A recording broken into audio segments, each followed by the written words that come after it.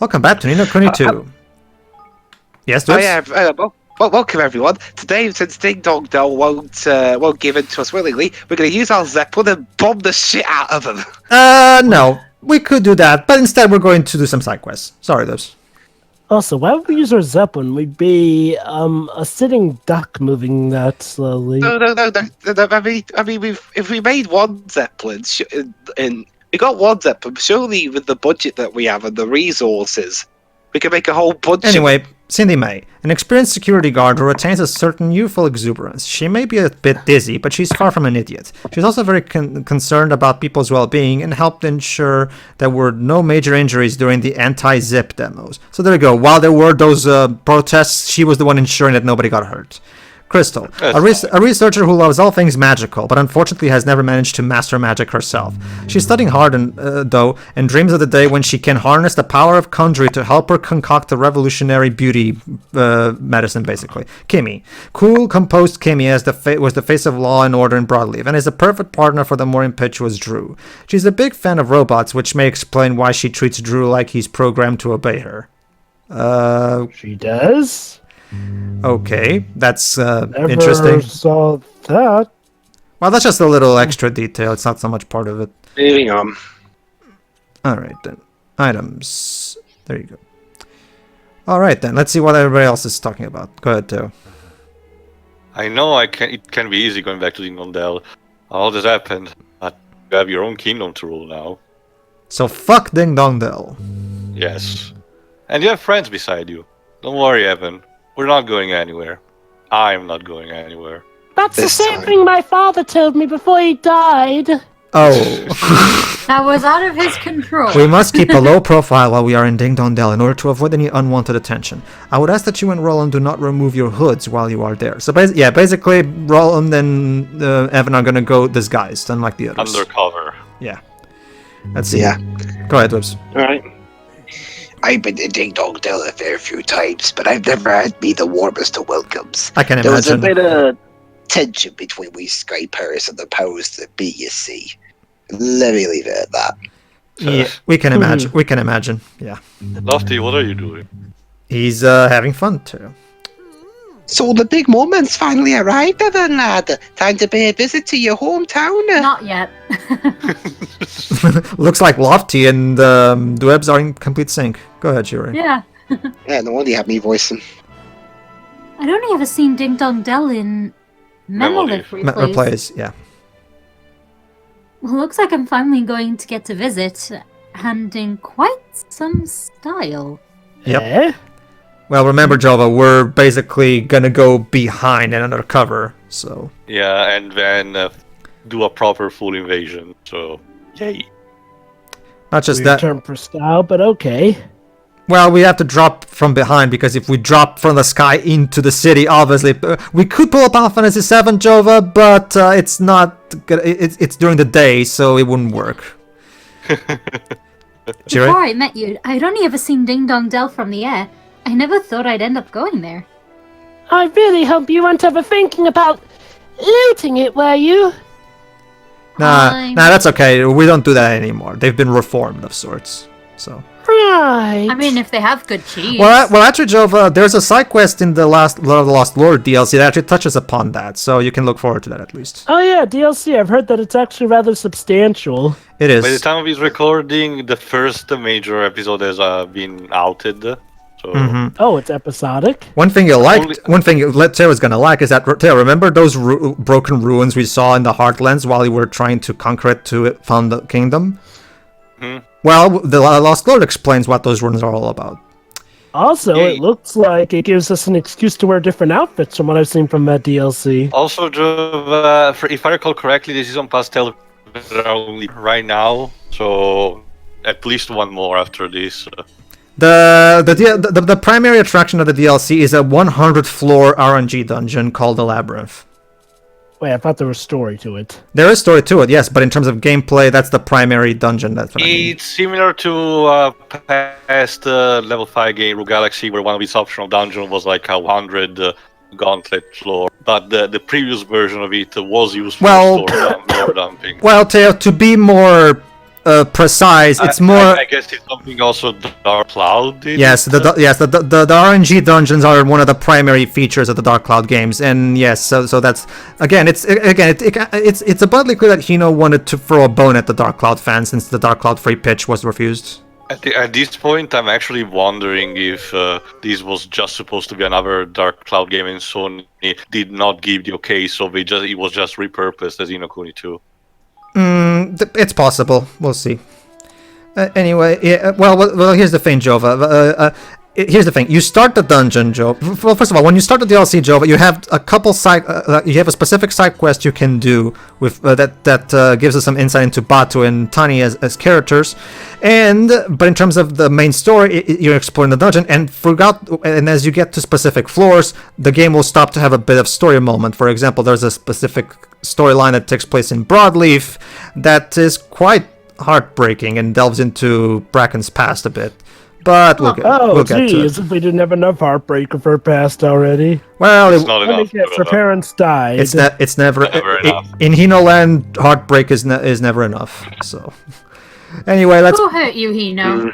Who hurt you? Remember, Shiroi, he wanted to take that kitty home, and when he went to Fruit, the kitty has been run over by a car. So I'm a cat person too, but He will probably love the Yomawari games from Nisa. I think even Samus would be therapy, telling me to chill, man. that's the thing, Shiroi. Jibanyan is supposedly his therapy because Jibanyan is apparently his way of making the kitty live on through his work. So It's very poetic, actually. basically, honest, for those who are not aware, Hakihiro Hino did give an interview about what is inspiration for Jibanyan's backstory, and he said that as a kid he did saw a stray cat that he really wanted to take home, but he knew that his parents wouldn't let him because they won't allow animals, so he had to leave the cat there. But then eventually he turned back because no, I'm going to stand my ground and I'm going to force them to allow me to keep the kitty, and then, so he went to go back to get the kitty, and by the time he got there, the kitty had been run over by a car. So that was the inspiration for Jibanyan's backstory, according to Hino. So yeah, well, at least the kitty gets to live on through Hino's work. So there's that. Kitty has the legacy now. Yeah. Well, I guess I know who Nintendo want to license if they ever want to make an anime adaptation of the Metroid manga. Welcome to Swift Solutions. Well, Jova, Jova, maybe The Hino should stick to his own manga. story. The manga, not other M. So yeah, we have some new people who have announced that. Oh, Sibylla wants to join us. We'll get to her. Sibylla. Remember, Dwebs, that she's the fisherwoman from Andropolis that was in love with Glaucus, but Glaucus decided to basically abandon her because he didn't like her. True. Yeah, it's just the Harry Potter fan in me recognizes the name Sybil. Oh, what a as shock! Sybil Drew Trelawney. also wants to join us. It was only a matter of time until the trio was completed. Eli?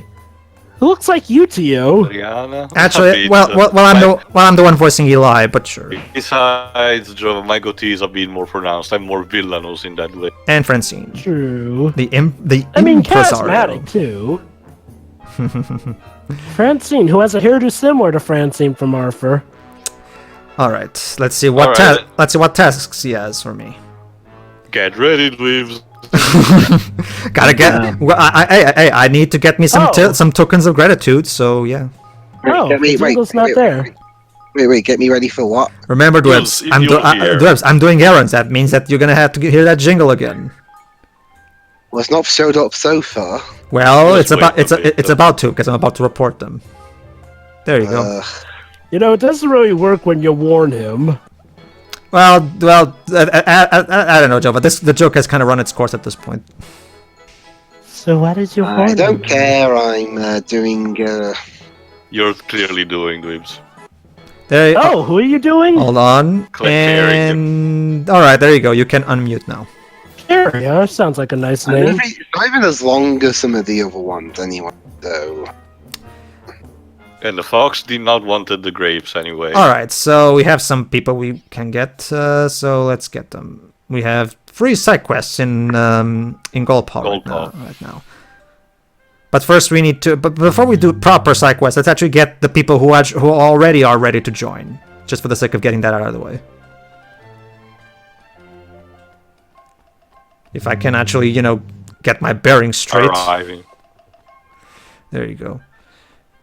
All right, let's see. Oh, yeah, there you go. You might remember Peachy, who's... Yips, Yeah, because Yip. she's Peachy's master. It's good to see you, Evan. Thank you for taking such good care of Peachy. Actually, I've been thinking, I would like to move to your kingdom as well. I intend to work to earn my keep, of course. So there you go. After the prestige we got, Yip also wants to join us. I hear people from all over the world are flocking there, and they are sure to have brought all sorts of exciting clothes and threads with them.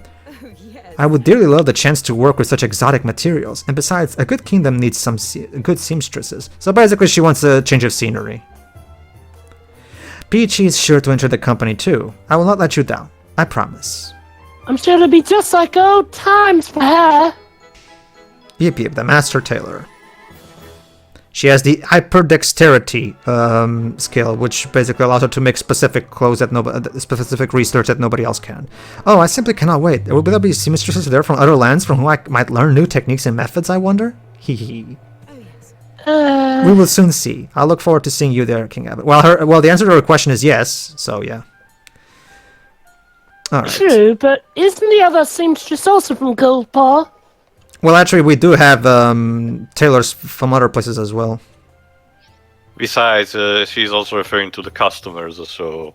Yeah, she also wants to check out any different kinds of clothes from different places. But anyway, let's go to Hydropolis. Still on a degrading population! Escape while you can before this civilization falls to rubble and collapses within the sea upon which it was built. Well, at least now that they have our help, they can always evacuate to Evermore, at least. Exactly my point. The zones can be evacuated properly. And let me guess, that whale carcass is still there stinking up the city. No wonder people want to get out of here. Alright. If it's not a volcano, it's gonna be an epidemic. Alright. Wow. I forgot. Alright, I think Jova was Alright. voicing That was me. Yeah, okay. Go ahead then. Could I speak with you for a moment, King Evan? I have come to an important decision. I'm quitting this game, seriously. I'm quitting standing around here, seriously. I know it's the easiest job in the world, but I cannot stand the smell of that whale! Well, two important decisions. In fact, firstly, I've decided to leave Hydropolis. Not because I dislike it here, you understand. I love the place dearly. Wow, that's kind of right about I'm quitting. determined to repay you for your kindness towards me. I'm determined to be of use to you in whatever way that I can. Just please get me away from the stench. As to my second decision, I have resolved to tell Glaucus how I feel. Sabella, will you... I think he may already... Be sorry. Of course, I must first go to him, which can only mean one thing. I must move to your kingdom under your benevolent rule. I am certain I will be able to retain true happiness. Sabella... Love is blind. And stupid. And sometimes So we it's feel great that- moving to the kingdom, but This is one of those cases where love is crazy. Glaucus will fall for me. I will make sure of it. Fear not. I shall not be neglecting my duties either. Sure. Is it usually a good thing when a girl says that about a guy? I don't know. Well, Evan. let's try thinking in reverse. If the roles were reversed, will it be good to say? Evan, I don't think this is a good Hey! idea. If you reverse the genders, I recall hearing those in the lyrics of Hellfire. or Beauty and the Beast. A bit. Evan, Beauty and the Beast. Go ahead. Evan. Yes. Yes? Yeah, about puberty. Sorry, I had a bit of a cold there. Maybe we shouldn't let this clearly crazy girl into our kingdom, man. Well... Oh, I'm sure Hello. she's perfectly Oh, fine. hey, the Taskmaster told me all about you. Rumor has it that you're looking to hire an executive producer for an all-star show. That can't be right, can it? Well, funny enough, there actually is a TV show around here called Taskmaster. Hey, only kidding. You want me to move? You want to move to your kingdom, right? I'd be happy to. Hello and Kingdom. welcome. Wow, Well, you yeah, relocate easily. But well, remember she's volunteering, Jova. But seriously, it's Okay, good to see, hear that you have a theater. We don't have to. Basically, right now, sorry. Okay. It seems that some Hello, NPC welcome to behavior for Evermore landing the team. turns has migrated here. Too. But basically, for those who, basically just to recap, right now we're not doing proper side quests. We're just addressing the people who have volunteered themselves to join Evermore. They don't actually have any requests. They're joining us out of our like just because they want, not because They do themselves want. yeah. But of course. Which is why so it's okay.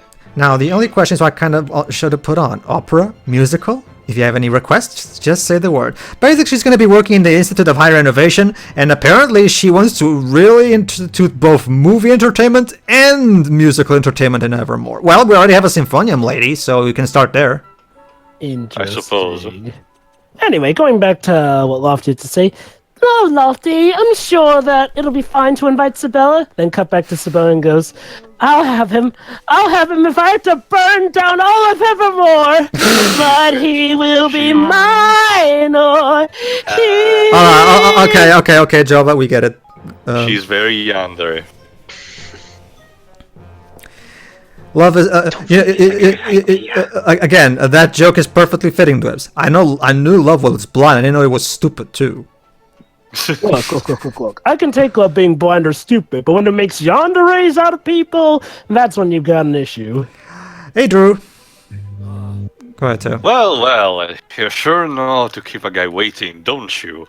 It's a good thing I ate my slice of mom's meat pie while it was still warm, because it'd be ice cold by now. So yeah, apparently Drew still lives with his mom. Anyhow, let's cut to the chase. Taskmaster tells me you're trying to get me to put in a transfer to your kingdom.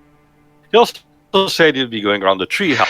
Sounds to me like we share a passion for public service. And after what you did for me back there with that monster, there's no way I'm about to turn you down. Also, Pedro, that was kind of a metaphor. You probably guessed that my specialty is in law enforcement. But I know how to handle myself on the battlefield too. Feel free to deploy me on one maneuver or two.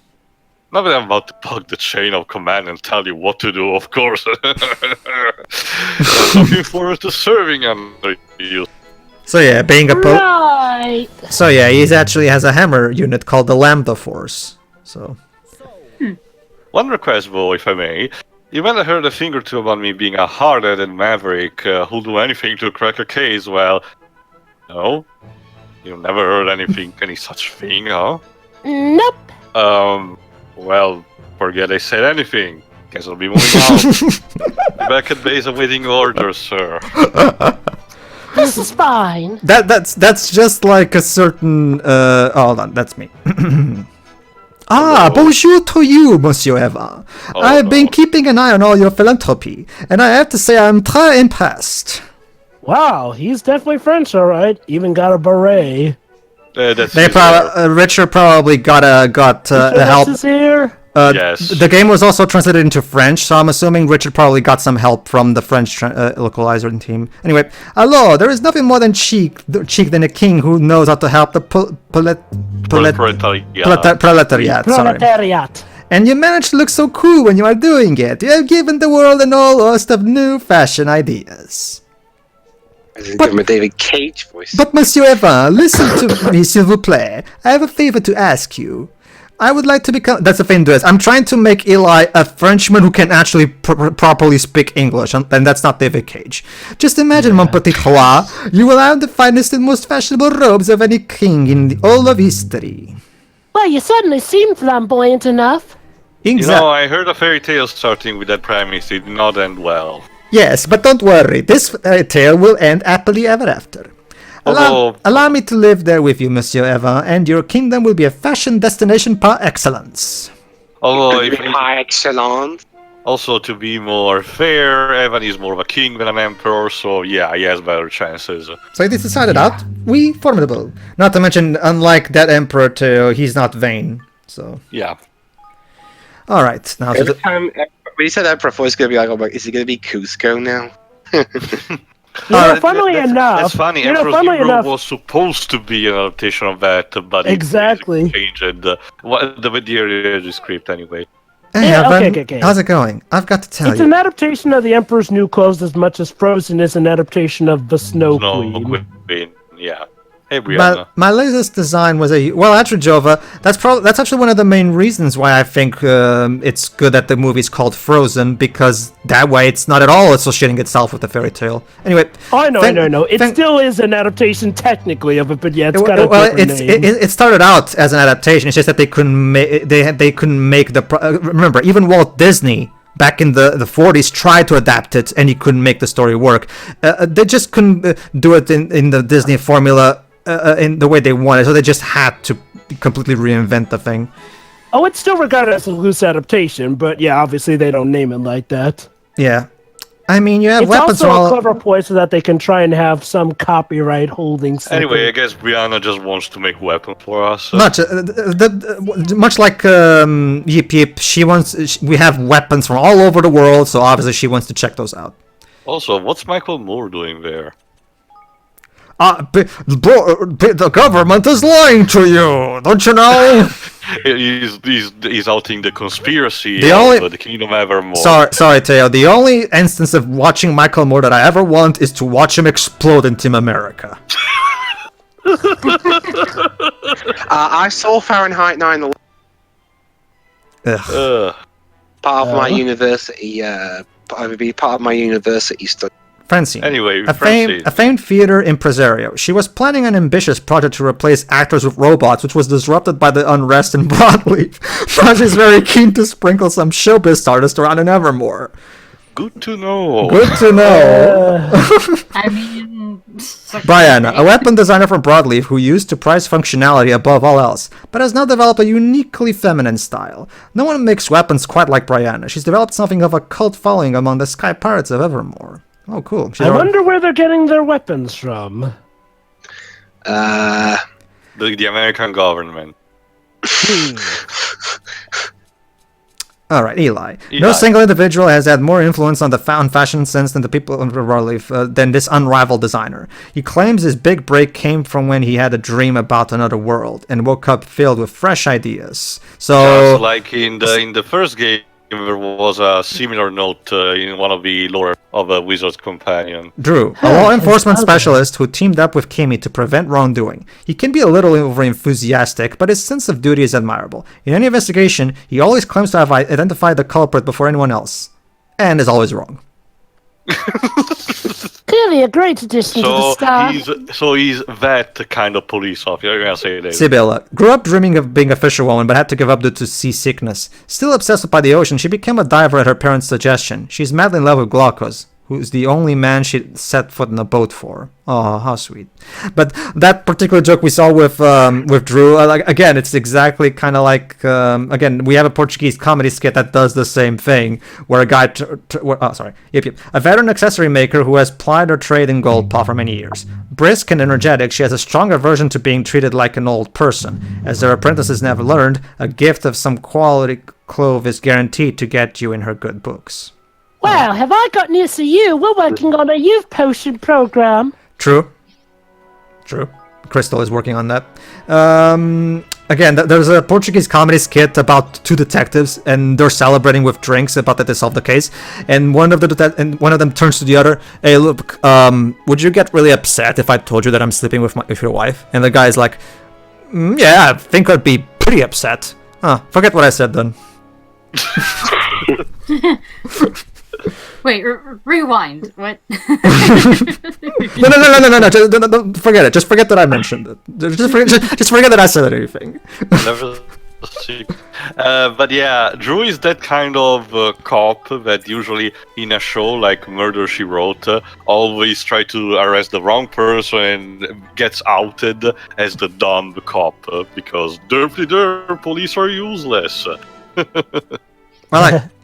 Well, it's a good thing that for staying level 5 territory, the Layton anime took a spin on things multiple times. First with Inspector Chelmy. No. I'm talking with the Layton anime specific. Oh, the Layton anime specifically. Hastings, Inspector Hastings. Inspector Hastings being, yes, a bit of a comedy relief, but not an idiot. And even the Inspector starting out as a a bit deceiving, but having more layer behind it. Not just that, not just that. We have an entire episode dedicated to him based on a case from the game that completely gives us a lot of insight into his character and why he does the things he does.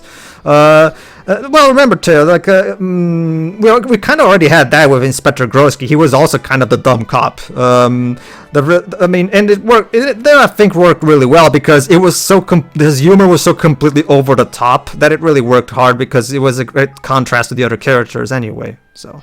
And hey, yeah, Barton to make him look smart by comparison. That was Shelmy. That's Shelmy's partner. Grosky didn't have a partner. Oh God, that's right. Never mind. Well, Shelmy was actually a much more competent policeman. Shelmy was more based on Inspector Japp from the Poirot stories, therefore he was a bit more competent. Mm-hmm.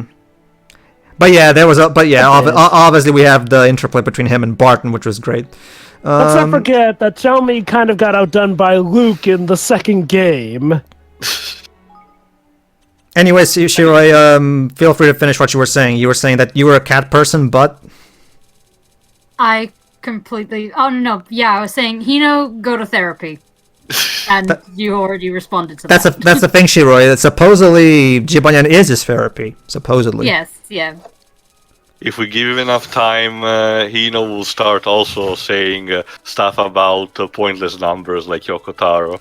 Again, like I said, I wonder if Hino would be the optimal guy to actually make an anime adaptation of the Metroid manga with how much tragedy goes on in that. And Metroid is supposed to be more... Well, I don't want to say adult-driven, but it's definitely a much more mature universe in tone than the typical than what Ino usually does. Metroid, not to mention, Jova, the last Metroid is a very visual type of storytelling with very little words. Manga. Well, that's what I'm saying. An anime adaptation of the manga. I suppose. Not to mention, Jova, he tried to do the whole political thing with White Knight Chronicles, and it didn't really work out well. So political. Okay, let me put it like this, Jova. White Knight Chronicles 1 is basically Hino trying to be Yazumi Matsuno, and it doesn't really work out very well because that's like not at all what he's good at all. But again, we can talk about that when we get to that game. I wouldn't say the Metroid manga is really political. Now, if you want to talk about other okay, then that's political. Well, the reason I mentioned that is because, again, Hino doesn't really exceed at making things that are primarily aimed at adults. Primarily. I mean, I'm not saying that normal stuff can be enjoyed by adults. Obviously it can, but stuff that's primarily aimed with a more mature tone, something that's not, because he likes to put a lot of humor in his stories when that wouldn't really fit in Metroid, Yeah. Well, I'm considering the last time something like that with something that he didn't create himself. Probably just gonna stick with knows now. Yeah, he's best at just working on his own original stuff where he has complete control. It can just do whatever he wants. But anyway, we'll drag this out. See you for the next part, everybody. See ya. See ya.